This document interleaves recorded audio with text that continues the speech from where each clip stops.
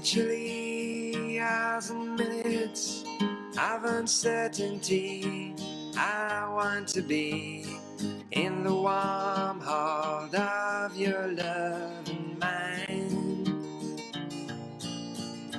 to feel you all around me and to take your hand along the sand. But I may as well try and catch the wind.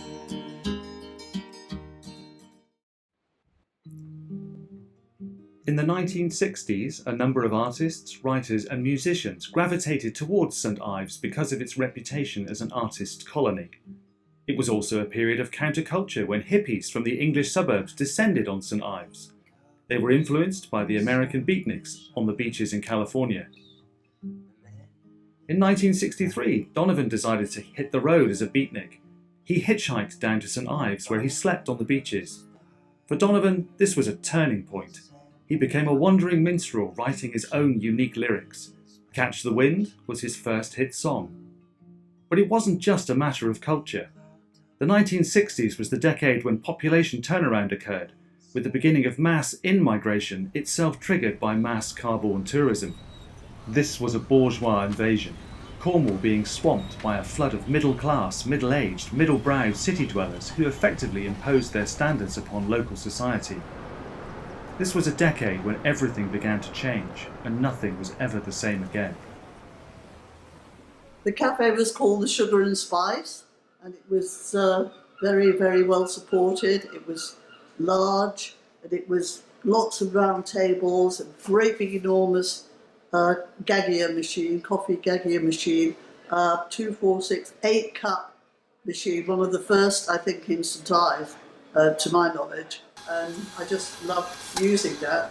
People used to flock into here, used to queue up from about 9 in the morning through till when we closed at 5 o'clock, and they'd hang around till 5:30 till we had to throw them out. It was just the most wonderful place for people to come, and all the, hippies, beatniks, flower power, piled in here. Donovan used to come in here with Gypsy Dave for coffee or for cake, sandwiches, and then he would get out his guitar and start singing. And I think that was a great promotion of the Sugar and Spice. When we rise, that's the time. Yes, that's the time. I was a manager here at the time, and I loved the job. The lady who owned it lived above, and she was from Scotland, called Zoe, who made the most beautiful coffee and chocolate cake. We sold it in slices, lovely big slices on little china plates, and she could never make them fast enough. Literally could not make them fast enough. They were big ones like this, but out they went all through the day. And it was just very, very popular. Everybody loved it. And that's what we did here. It was buzzing, buzzing, buzzing the whole of the time. Barbara Hepworth, I remember seeing her on the quay, so just looking over into the sea and smoking a cigarette and just walking along the harbour, and that's all I remember of her. I don't remember much about her at all, other than, not that she was weird, it was just she was different. She was very, it was the era of the beatniks, wasn't it? This early 60s, I'd say, and the beatniks were beginning to come to St Ives, and we were never encouraged, were we, No. to mix. Barbara Hepworth was one of the most influential artists working in the UK in the 1960s.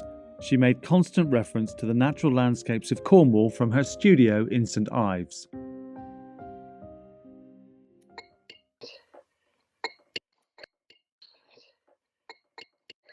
Yes. A little bit more off the old choppers, I fancy. What do you want, gas or cocaine? Yes, I'm last, don't we? Oh dear. I think she swallowed it. We used to go to Heart's Eye Screen because they were friends of the family. We would go in and get free They're ice related. cream. Free ice cream in the factory. No, we used to go in and Dad would have organised this before, but we'd go in and they'd say, right, what do you want? We'd have Banana split or banana raspberry split, sundae. I used to like the raspberry sundae, and that was great with a long spoon. You remember that? Yeah, but I always preferred the banana split. And then if we didn't go into the shop, we could sometimes go up to the factory and they were dished up on great big flat spoon, like butter spoons almost, Don't great big remember flat ladles. Yes, I remember that, going up there. And you'd have 5 times as much as you would have if you had it in a corner. I was a young man in the late 60s when I came into this business, and a lot of the artists used to use it, particularly for hardboard. Wilma Barnes Graham, I used to cut hardboard for her, deliver it to her. She was very authoritative. I was rather frightened of her in many ways. Patrick Herring used to come in. My mum would say, used to use the word aloof. If he was slightly aloof, but he was his own man. I can't remember them all, but they all used to come in at times. And I was sort of a boy and they were somebody. So I was always in fear and trepidation when they came in. And they had to, because we were supplying what they needed. So they were part of our business. Tony O'Malley, I used to take hardboard down to paint on.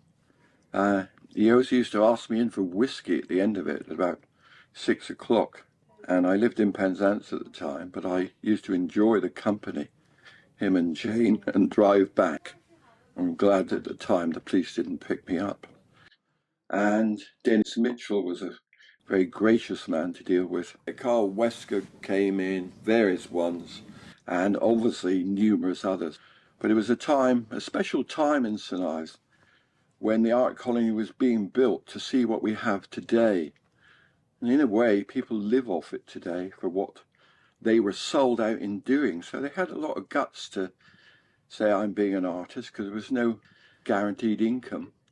But now their paintings are worth quite a bit. They were different, they brought a difference, but they certainly brought something that St Ives is recognised for. And now we have everybody coming to St Ives wanting to be an artist. I had 2 very good friends, about 10 years older than me. And one was Frankie Stevens. She married Cyril Stevens, the fisherman, and which she should never have done. She was the Lady Frances Locott, in fact, and she came down because her husband had gone off to the war. She married this Cyril Stevens. The locals would call him Limpy.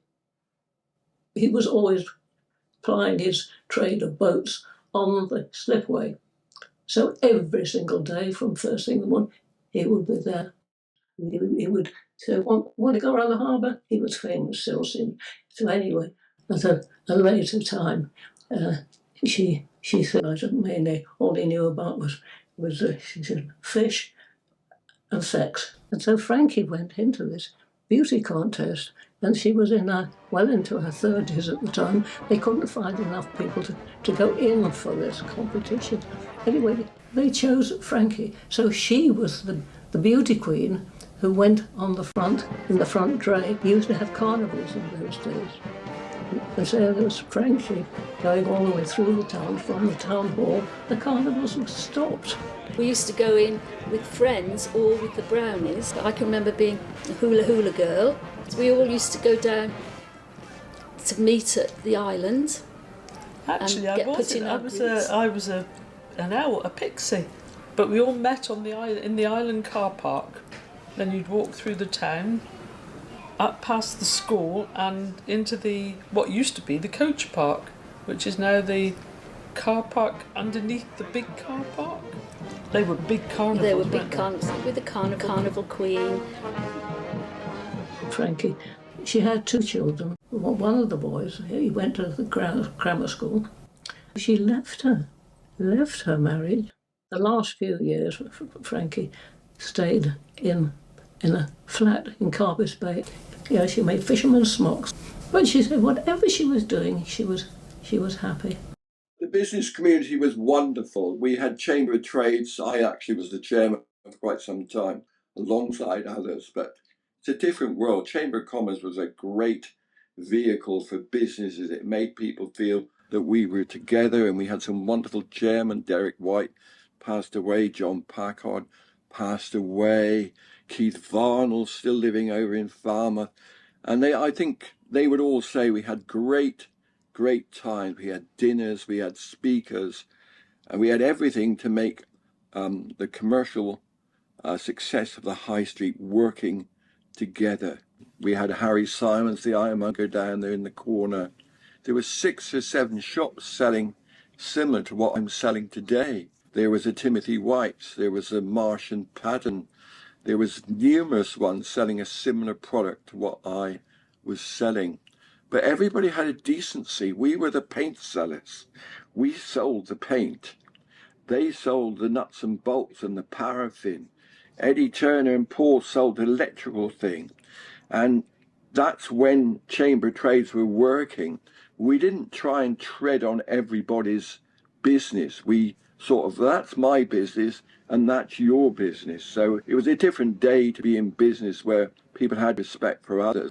I had a friend called Will Bradley, Willem we called him, and his mum had 2 shops. I think one was called the Golden Scarab and the other was Hades for Ladies.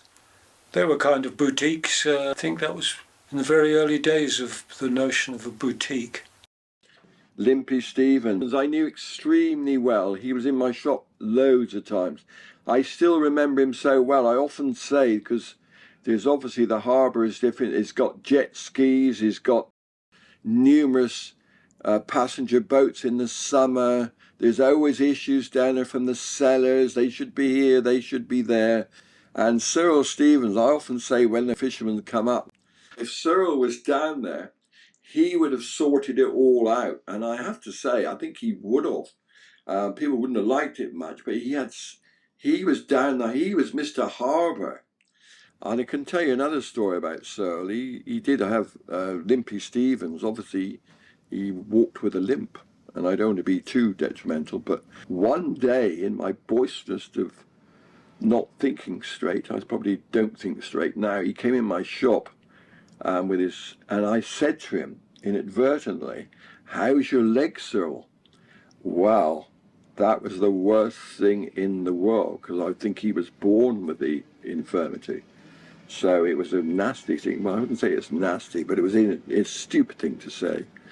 And he let me know as well, and I always remember that. And that was a time when all these people were somebody in St Ives, whether they're artists, whether they're fishermen, whatever they were, they had an identity. That's so-and-so, that is so-and-so. That's gone out now. It's like everybody's the same, which we are, but people had different artists had a reputation for this, that, but they were all part of the community, and it made an interesting community. We had customers here from all over, particularly people, they would now be called a second homer, but they were the well-off people, like, I wouldn't say Virginia Woolf was our customer, but those were the type of people who had the money to have homes here. They were then called gentry, and a lot of people used to do gardening for them, work for them, and they were good for the town at the time because people used to get a bit of living out of it. And like we now get a living out of the second home market. Mr. Beckett's opening in the 60s. If I remember right, it was owned by Mr. Norman, wasn't it? Norman Fraser Limited. Yeah. Eddie Norman and Bill Fraser. Yeah. I was the doorman there. It was brilliant. Never had any bother there. Never had any trouble at all. It was the first discotheque in Cornwall. We got all sorts of people down there. Rugby teams, football teams, Liverpool, Argentinian rugby team. Get the lot down there. People were queuing up all the time to go in it. All the sort of surfing crowd from Porthmead Beach used to go in there. All locals go in there, and a lot of people from out of town. Quite a few celebrities used to go in there. It was, and there was no alcohol. Not for the first few years anyway, and then they got a licence after that. Everybody was there. I owned it in the 80s and 90s till it shone.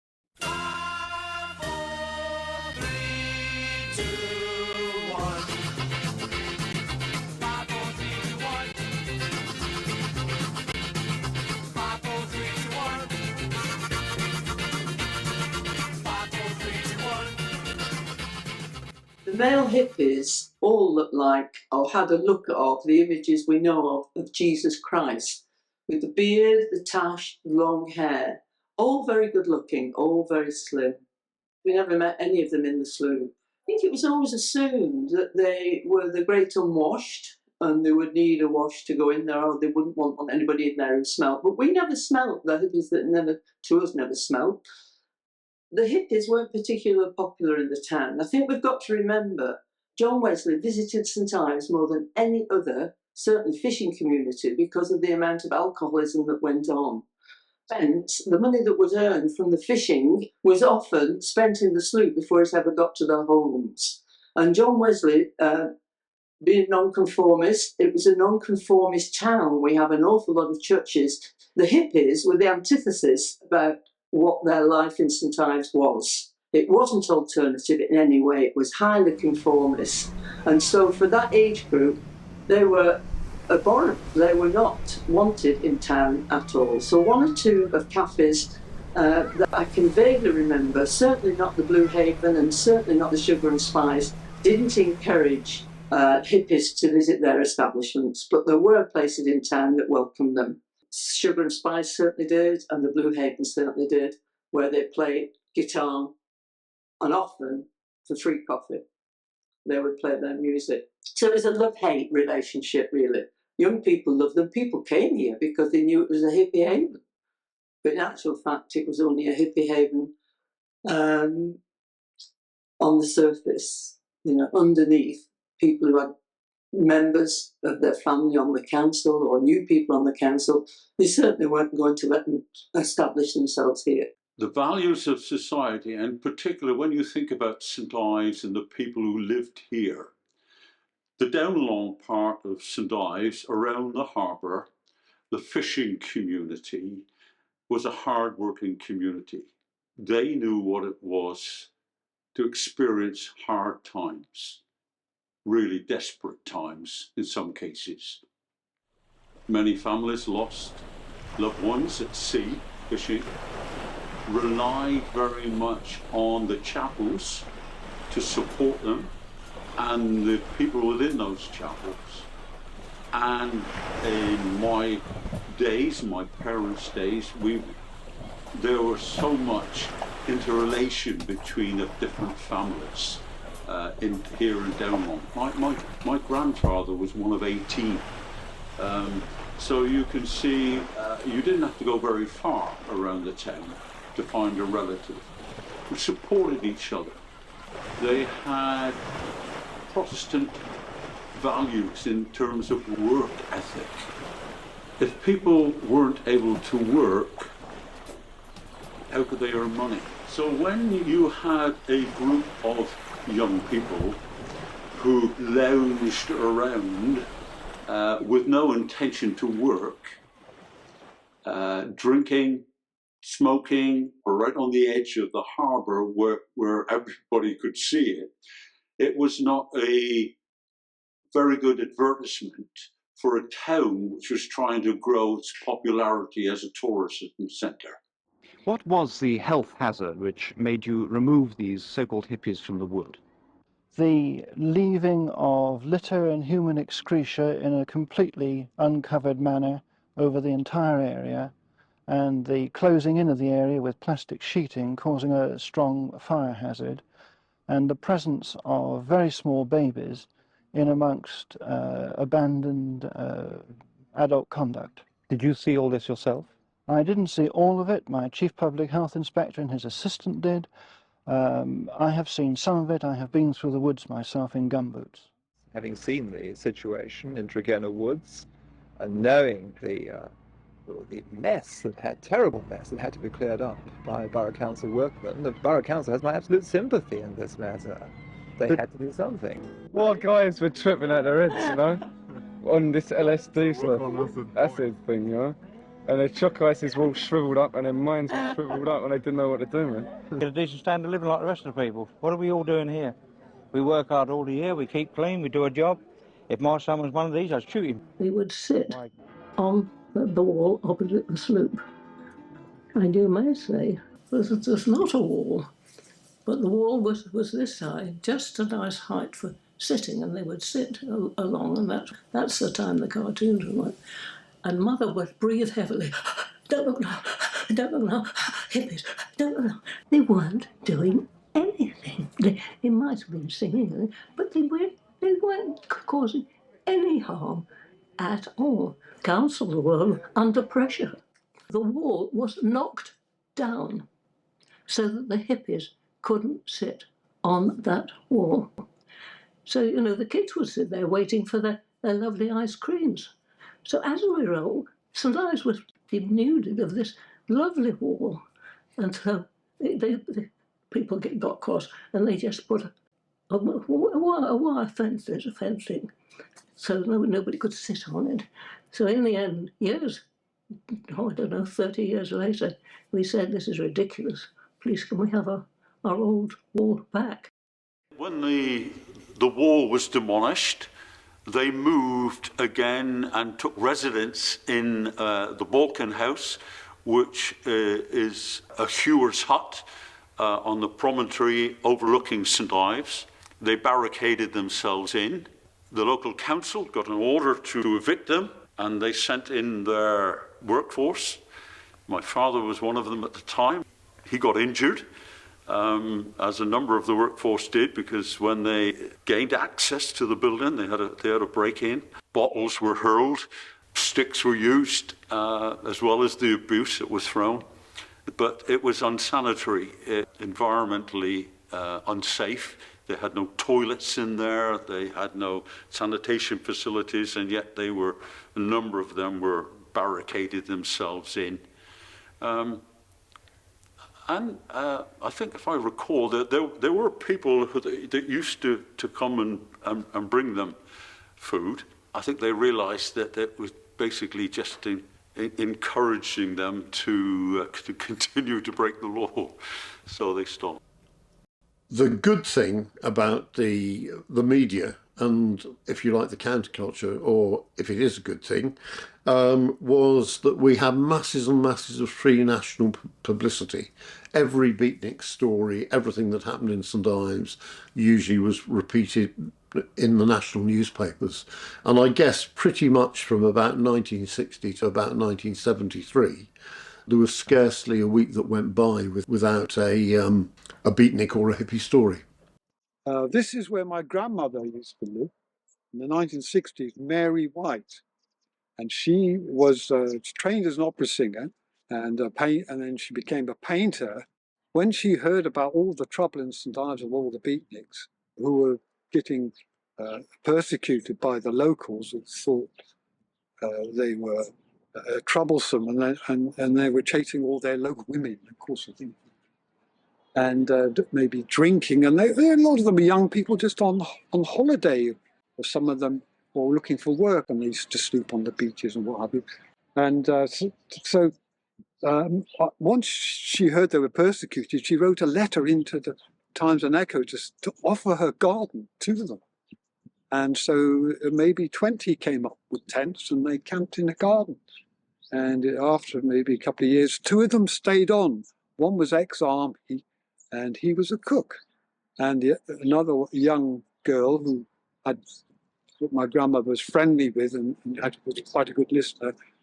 And the young girl was having trouble with herself.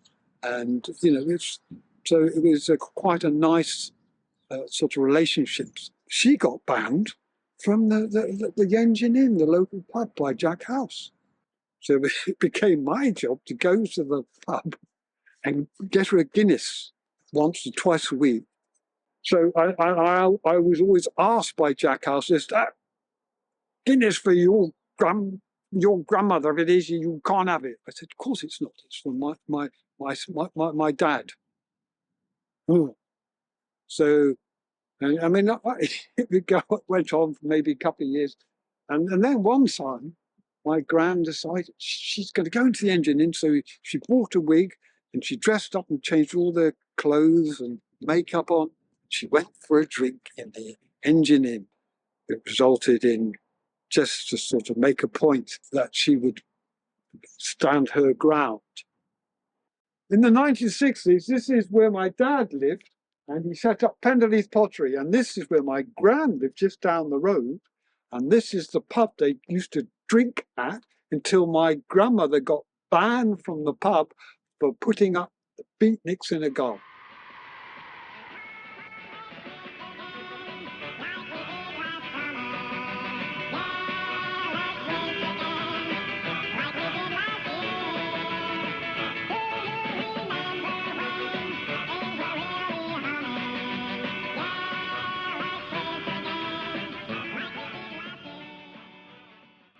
There was the place in Donovan and the place at the top of the town called Apollon. Donovan and Apollon did not get on at all. The Apollon people looked down on us. We were in Donovan with the artists and the fishermen. It was full of fish sellers everywhere. And but the local people did not like the artists. We were not accepted at all. The people down along were I remember, being mostly fishermen. And they're all the locals, the real St Ives Cornish people, real St Ives people. But then when they started building the council houses up along, because when Pen Beagle was built, then a lot of locals moved up. But then you see all the St Ives became popular, and so the local people sold their houses, probably at a good price in those days, and moved into a council house up along. We were not accepted, not just us, all the artists, the potters, sculptors. We were not accepted by the local people who were mostly Methodists. And, they were very proper. They did not like us because we gave parties. We had lots of parties all the time. But we worked, we all worked hard, but we played hard too. A local lady one day stopped me in the street and said, "You won't be accepted, any of you, not just me, of course, you won't be accepted for 25 years. And I've been there much longer now. Anyway, that was the thing. We had our own little togetherness. All the artists and the fishermen accepted us, and it was lovely, like a big family in Donegal. When somebody saw the painting, we all cheered, we all had a party again. It was lovely, really lovely town.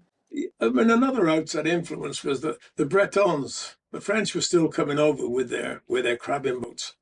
And they would anchor in the bay, come into St Ives just so they could get some fresh food or whatever it may be. And then Christiane could speak French. There was a lovely liaison between them. They would come to see her because she would translate for them. There'd be crabs everywhere. You go into Christiane's house. And they were running all around the floor, weren't they, these crabs? Behind the settee, there were a couple of crabs in the corner, poor little buggers.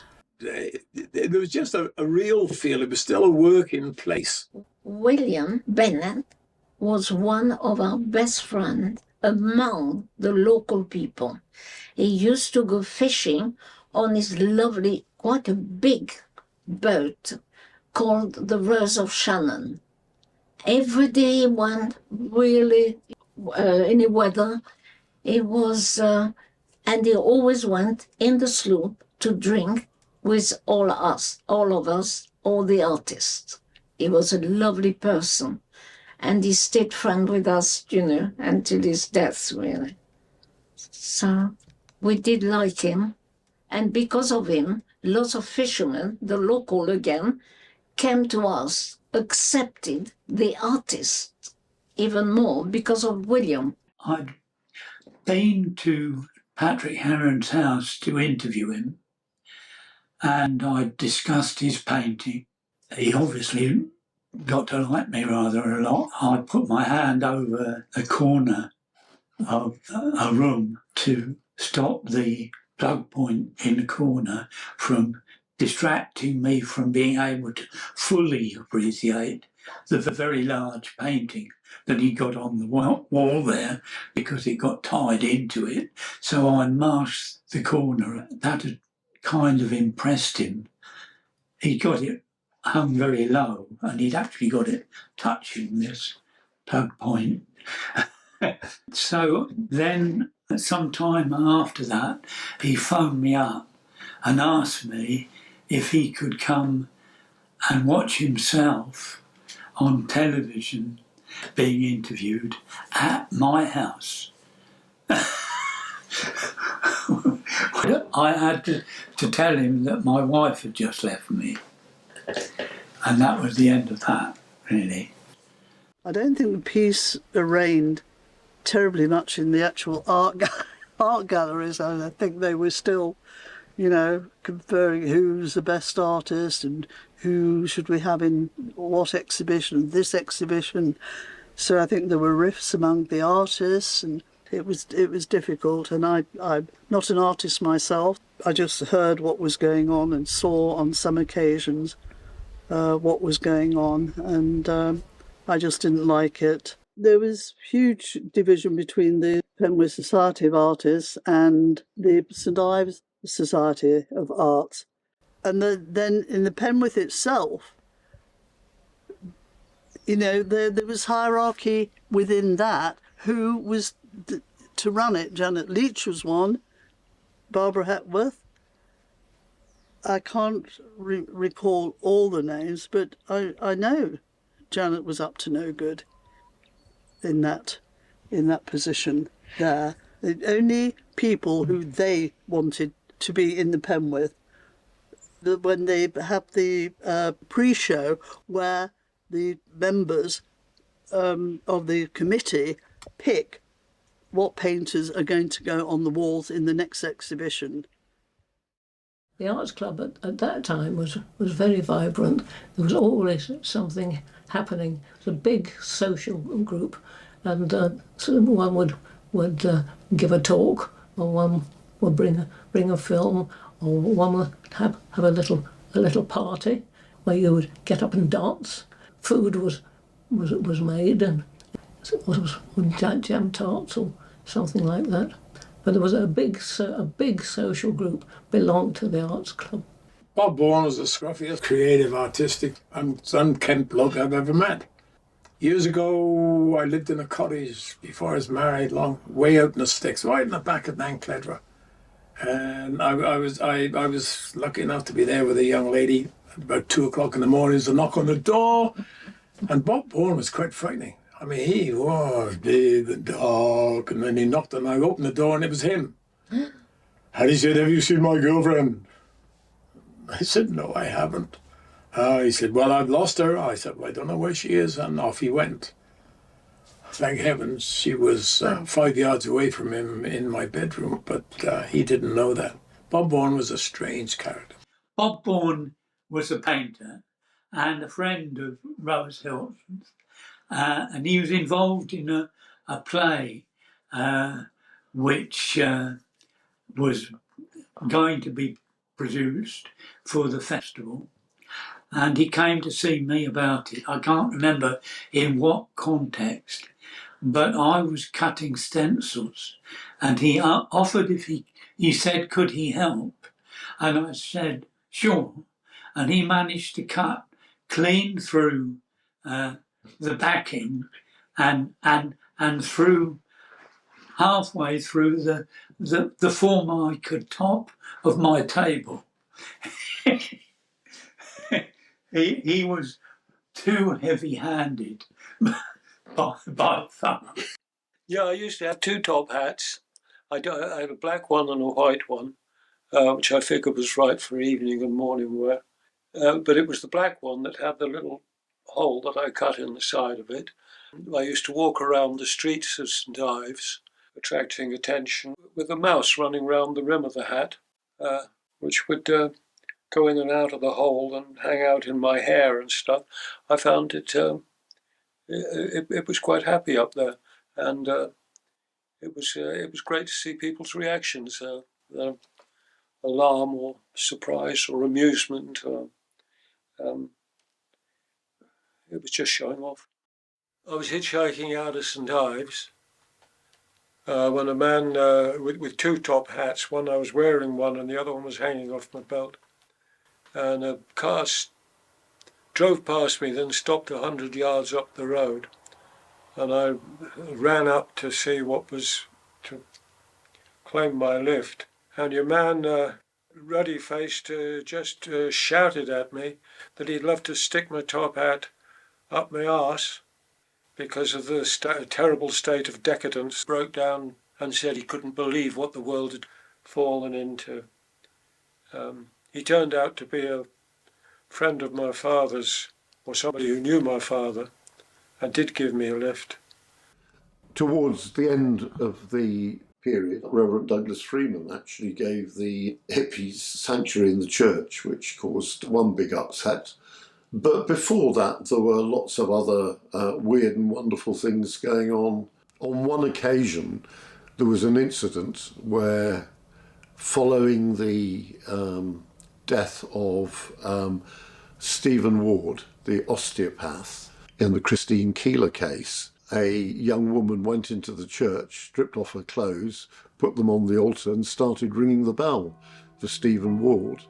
The local sergeant, Arthur Rubery, went in to see what was going on and arrest her, and subsequently she broke out of the church and ran naked around the marketplace with him chasing her with his greatcoat. And that was all part of the sort of craziness of the scene. I mean, that probably had very little to do with the hippies, but it was something that obviously, made the Times and Echo, made national presses as well.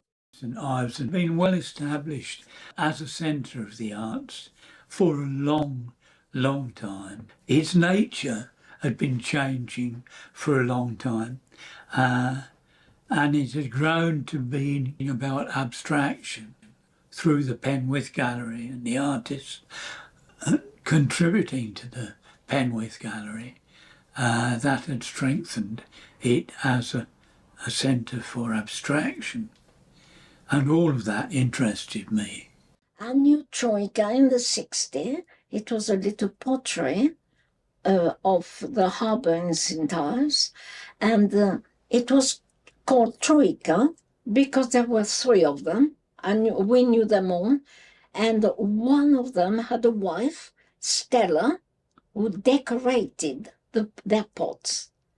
And they became very successful quite quickly, especially with one item, which was a double egg cup with a foot of.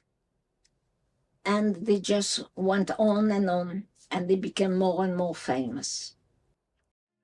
Make domestic wear mostly, cups, saucers. I've just made 200 mugs this morning. Yeah. I throw pots for other potters. Yeah. When they get stuck, they came down and filled me. And because I'm a production thrower, I can throw very quick without blowing my own trumpet. I'm probably one of the fastest throwers. I can make 4 mugs a minute. A lot of people take half hour to make one. Yeah. So they came down and filmed me, and they said, "Can you slow down?" I said, "No, that's my normal rate of throwing." "Oh, you're going too fast." I mean, it was just only a few seconds film for the interlude between the adverts. Literally you had And they said, I said, "Well, I'm sorry, I can't throw any slower." So they had to slow it down. They had to slow the film down, yeah. But it was just the interlude thing, It didn't see my face, just saw my hands making the pot.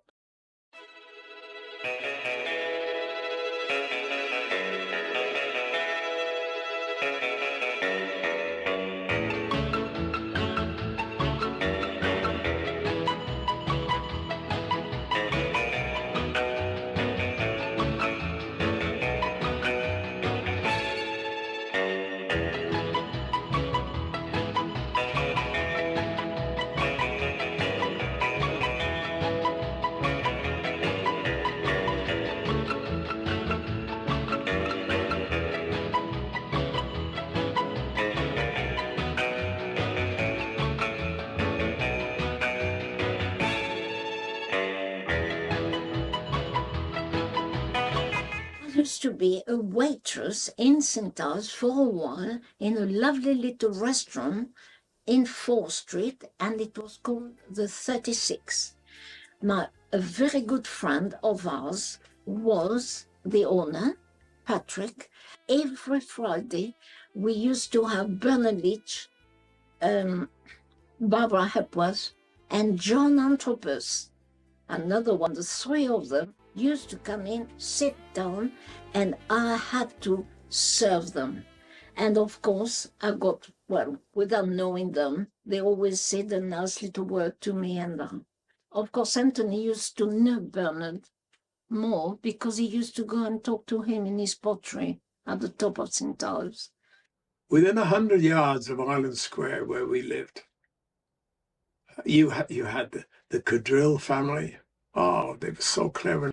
You had Anthony and Christiane Richards. You had Peggy Frank. All within yards of us. They were the Conn family, Pat Conn. Benny Serrato lived down the road, Leslie Ealesley, the Val Bakers. There were so many inside a little area. And then on a Sunday morning, at 9:30 in the morning, the Salvation Army would come and play in the square. I mean, I loved it because I got quite a Methodist background and I loved the singing. A lot of people didn't like it, and a lot of people loved it, but it created, I just loved that area.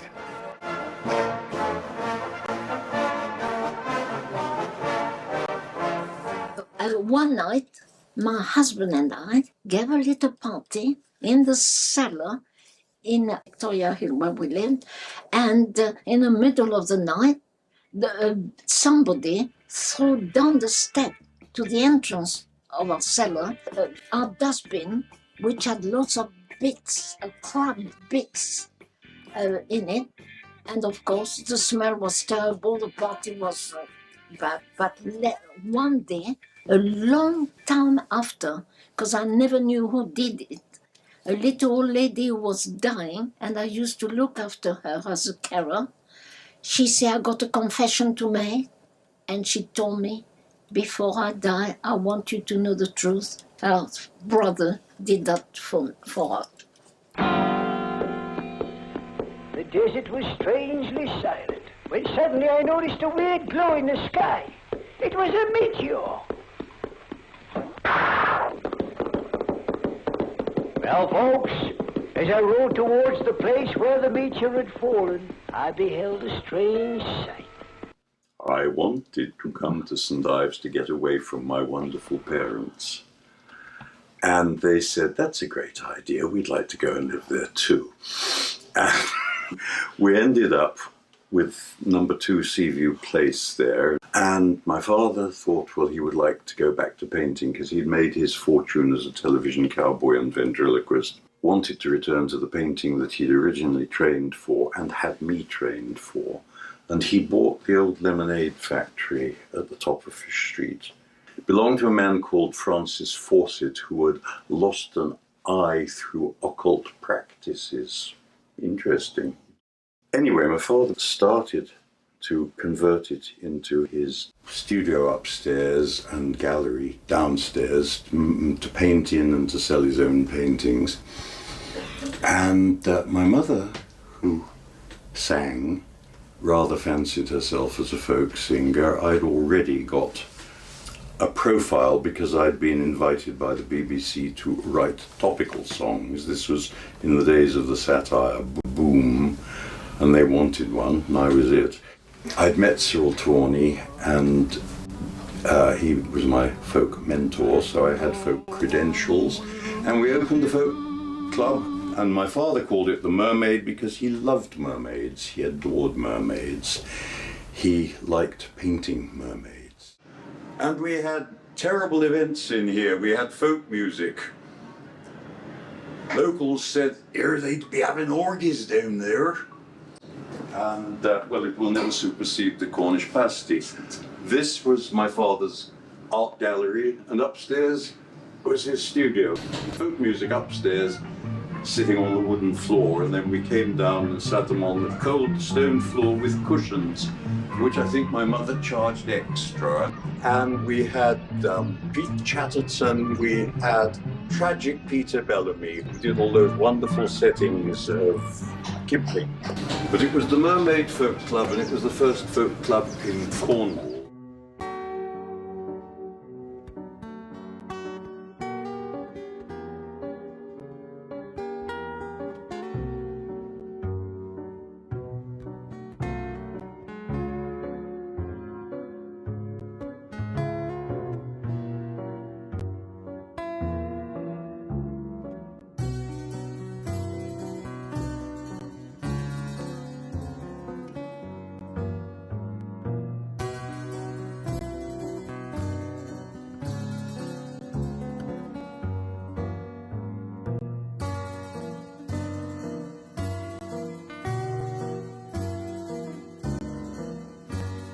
There was a lot of activity in St Ives and Penzance musically, and there were also a few quite entrepreneurial people, including Martin Valbaker, who staged a few events at the Guildhall and who gave Clive Palmer his first platform in St Ives, which was quite a notable event for me.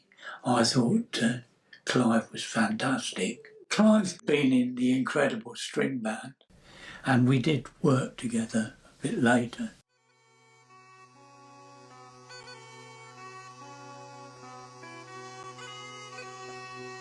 This morning when I rose, I saw the sun shining like a great yellow moon on a world stiff, stark, beneath a winding sheet of snow. And on the same horizon, the full moon herself. I do know it really started in the folk club in St Ives when I was comparing the club and occasionally speaking my poetry, and I listened to some of the guitar music and said, would they mind if I spoke my poetry over some of their music? And I didn't want them to try and imitate what I was saying or accompany it in any way. I just wanted to speak over the music, and they did it in the end. At first they were terribly tempted, if we did it several times, to start trying to imitate seagulls or or do other things like that, to illustrate in some way, or feel it prompted them to do things. And all I wanted was the music behind me, and I would pace my speaking over the music. Dennis Valbaker's The Seas in the Kitchen, which features their move into St Christopher's on Porthmere Beach, is a seminal coming to Cornwall book. You know, there are a few of them, but this is by far the best and far the most interesting. A guy, his second wife, large family, moving into a house, which remarkably, and the title, The Seas in the Kitchen, actually comes from his son, real experience, coming down from the bedroom one day, finding the sea had run up the beach and had broken into the kitchen of St Christopher's, and yelling up to his dad, the sea's in the kitchen. Dennis was a very successful, very popular author, not in terms of making money, but in terms of being read from the libraries at a time when they didn't actually have public lending rights in libraries. I think they came in just before his death. So I don't know how much he ever made out of his writing, but it wasn't very much. Most of the time, it was a hand-and-mouth existence. His wife, Jess, was a potter. They were quite famous for their parties, for, all the kids. And Martin Valbaker was a pal of Donovan's. And In fact, when Donovan came back in 1965, I think it was, to make a film that ended up being called A Boy Called Donovan, the Val Bakers crop up in that film. So yes, they were a kind of a focal point really in the 60s for the young people that were kind of interested in the counterculture. And then one day they met again in a house in the land of fire. And when the clocks on the wall struck the midnight hour, they jumped into fire. St Ives was a big art centre that tended to be people who lean more to pacifism in the C&D. Dennis was a pacifist, Jess was a pacifist. I would think it was largely so big in St Ives because of Jess and Dennis. All the meetings were held there. It was an instrument in forming the Junior Committee of 100. We all went up to Trafalgar Square and got arrested. We all went on the Aldermaston marches. There was a lot of antagonism, as there still is, between sort of right-wing and left-wing forces, fascists and socialists and stuff like all we who were in the socialist and pacifist C&D faction congregated at St Christopher's. There was the proliferation of American bases in our country. There were the Polaris submarines up in the Holy Loch. The discussion was rampant everywhere. The great discussion about unilateral or multilateral disarmament and the argument for the deterrent. The belief that these weapons were so dreadful that they would see the end of mankind or life as we knew it. There were the nuclear tests in Bikini, the atom bomb. I think there was a film that came out called Bikini Atom Bomb, and the general horrors of Nagasaki and Hiroshima. At school we had great debates, pro and anti the nuclear bomb. And of course at that time there were only 4 nuclear nations. There was Russia and America, England and France. We were quite a major power. I don't ever remember being seriously scared of a nuclear disaster, but others around me were. Oh, we had 4 minutes, 4-minute warning. I remember somebody saying Roger Bannister had just done the 4-minute mile. I did go to meetings at St Christopher's. Jess was actually holding it at the time. I did go to London. I did go marching against it. I also, much later on in my life, I went to Greenham Common to support the people there. My father and Dennis, they went to London marching. I think my father got carried away. We rented a house next door to Peggy Frank, and I remember sitting down listening to the radio when it was the Cuban crisis, and it was very, very worrying because we thought it could be the end. You know, it was that serious at that time. It was very, very frightening. St Ives in the 60s, from a real sense, the fishing industry was declining seriously. The religious side was decreasing because Down Along was losing so many of his local people. A lot of the shops now are struggling to make a living. So in many ways, it was the end, I think, of a period when the real St Ives, the old original St Ives, was reaching its last days. Now it's a tourist stop. Nothing else, no more, no less. It's still very beautiful. God, if you go down there past the Coast Guard houses, I think it's a theme park. But it's 60s with a decline of the real St Ives. It was held together by a lot of creative, artistic people, a few fishermen who were doing their damnedest to keep it going. There were a couple of long-liners, but not many things more. And the church, which was declining all the time. The church, I mean, you couldn't go to sea on a Sunday. In fact, you seriously couldn't go to sea on Sunday. I'm sure that's not true anymore, because the skipper of my boat was a truly deeply religious man, and his word counted, and I respected that. and a lovely man too, John F. Tremaine. If anybody could ever remember this man, he was a wonderful man. He was a real character. I think that was the 60s.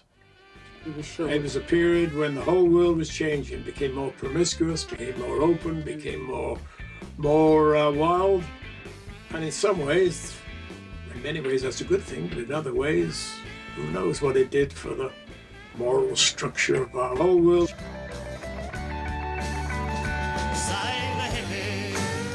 Help get their heads together, man. Can you dig it? Like, well, that's cool if you can. Save the hippie. Let them hang it all out. Let's all make a big joint effort. Oh, don't let them die out. Let's all make a big joint.